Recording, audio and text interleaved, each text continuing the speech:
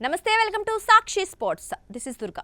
T20 ప్రపంచ cup 2026 కోసం భారత జట్టును ప్రకటించినప్పటి నుంచి తీవ్ర చర్చ నడుస్తోంది. ముఖ్యంగా స్టార్ ఓపెనర్ జట్టు వైస్ కెప్టెన్ శుభ్మన్ గిల్ను జట్టు నుంచి తప్పించడంపై భిన్నాభిప్రాయాలు వ్యక్తమవుతున్నాయి.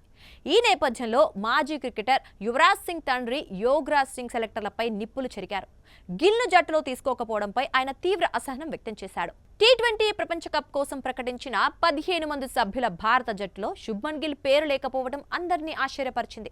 గిల్కు బదులుగా ఇషాన్ కిషన్ జట్టులోకి తీసుకున్నారు. ఈ నిర్ణయాన్ని తప్పుపడుతూ యోగరాజ్ సింగ్ ఘాటు వ్యాఖ్యలు చేశారు. శుభ్మన్ గిల్ జట్టుకు వైస్ కెప్టెన్. కేవలం 4-5 ఇన్నింగ్స్లో విఫలమైనంత మాత్రాన అతన్ని ఎలా తొలగిస్తారు? భారత క్రికెట్లో 100 అవకాశాల్లో కేవలం 10 మ్యాచ్ల్లో మాత్రమే రాణించిన ఆటగాళ్లు ఎందరో ఉన్నారు. వాళ్లకు అండగా ఉన్న సెలెక్టర్లు గిల్ను ఎందుకు పక్కన పెట్టారు అని ఆయన ప్రశ్నించారు. ఈ క్రమంలో యోగరాజ్ సింగ్ దిగ్గజ ఆల్రౌండర్ కపిల్ దేవ్ను కూడా ఈ వివాదంలోకి లాగారు. గతంలో కపిల్ దేవ్ ఫామ్ కోల్పోయినప్పుడు అప్పటి కెప్టెన్ బిషన్ సింగ్ బేడీ అతనికి ఎలా మద్దతుగా నిలిచారో గుర్తు చేశారు. పాకిస్తాన్ పర్యటనలో కపిల్ దేవ్ బ్యాట్ బంతితో ఘోరంగా విఫలమైన బిషన్ సింగ్ బేడీ అతన్ని తర్వాతి ఇంగ్లాండ్ పర్యటనకు తీసుకెళ్లారని చెప్పారు. ఎందుకంటే పెద్ద ఆటగాళ్లకు ఫామ్ లేనప్పుడు మద్దతు ఇవ్వటం ముఖ్యమని, కానీ ప్రస్తుత సెలెక్టర్లు గిల్ విషయంలో ఆ సహనం చూపటం లేదని యోగరాజ్ విమర్శించారు.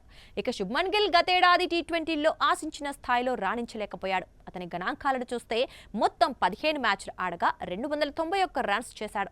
సగటు 24.25గా ఉంది. Strike rate 137.26. ఇక ఈ 15 మ్యాచ్ల్లో ఒక్క హాఫ్ సెంచరీ కూడా లేదు. మరోవైపు చీఫ్ సెలెక్టర్ అజిత్ అగార్కర్ గిల్ తొలగింపుపై స్పష్టతనిచ్చారు. గిల్ ప్రతిభావంతుడైన ఆటగాడంటంలో సందేహం లేదని, అయితే ప్రస్తుత ఫామ్, జట్టు కాంబినేషన్ దృష్ట్యా ఈ నిర్ణయం తీసుకున్నామని తెలిపారు. టాప్ ఆర్డర్లో వికెట్ కీపర్ బ్యాటర్ అవసరమని భావించి ఇషాన్ కిషన్ను ఎంపిక చేసినట్లు ఆయన తెలిపారు. దీంతో యోగరాజ్ సింగ్ చేసిన వ్యాఖ్యలు ఇప్పుడు సోషల్ మీడియాలో వైరల్ అవుతున్నాయి. సాక్షి టీవీ ప్రసారాలను నిలిపివేయటం చట్టరీత్యా నేరం. సాక్షి టీవీ ప్రసారాల కోసం మీ స్థానిక కేబుల్ ఆపరేటర్ను వెంటనే సంప్రదించండి. DTHలో ఇంటర్నెట్లో కూడా సాక్షి టీవీ ప్రసారాలను వీక్షించవచ్చు.